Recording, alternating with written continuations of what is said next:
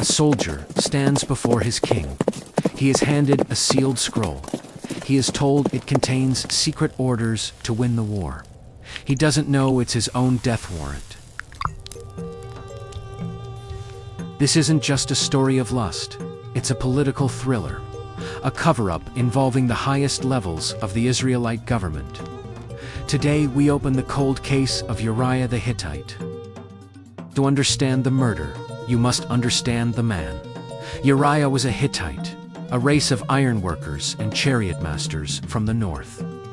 But the Hittite Empire was dead. Was Uriah? He wasn't Hebrew.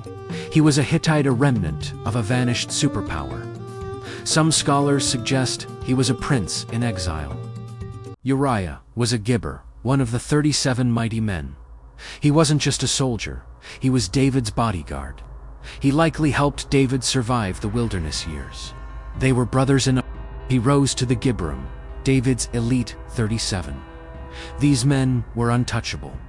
To kill one was to wound the army's soul.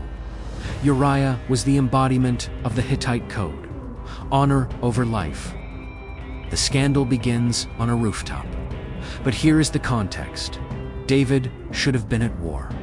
By staying home, he broke the king's code. When he saw Bathsheba, he didn't just see a woman. He saw the daughter of Eliaman, elite soldier.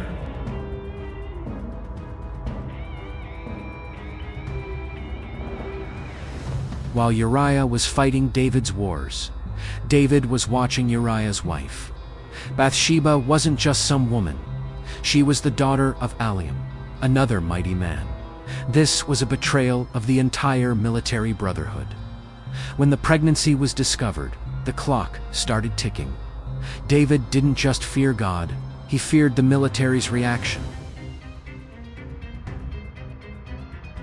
David's first plan was simple: bring Uriah home, let him sleep with his wife, and the child is his. But Uriah's integrity was David's undoing. "My lord Joab and the servants of my lord are camping in the open field," Uriah said.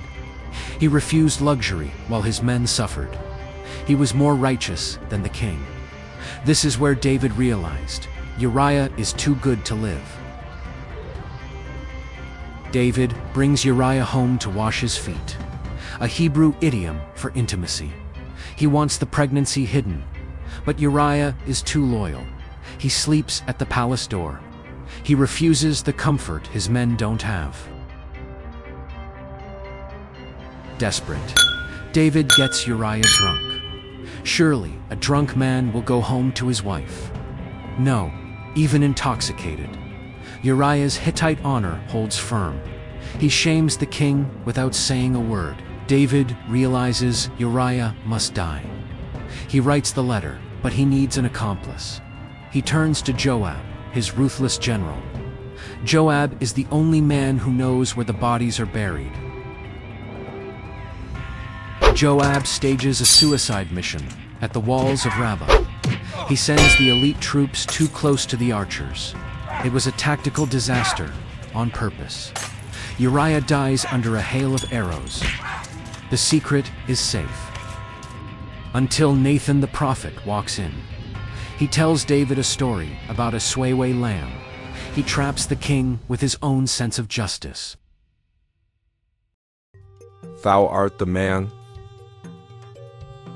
The 4 words that shattered a dynasty. David is forgiven, but the child dies, and the sword never leaves his house.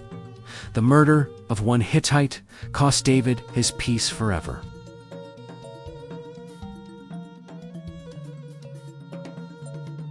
Why did Joab do it? Because by helping David kill Uriah, Joab now owned the king. It was political blackmail that lasted for decades. The tragedy of Uriah is the tragedy of absolute power. Uriah died a hero, never knowing his king was his killer, but the price was high.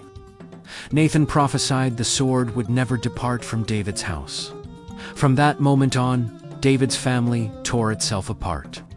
The death of one loyal Hittite triggered the fall of a golden era. Uriah the Hittite, the man who was too loyal to live.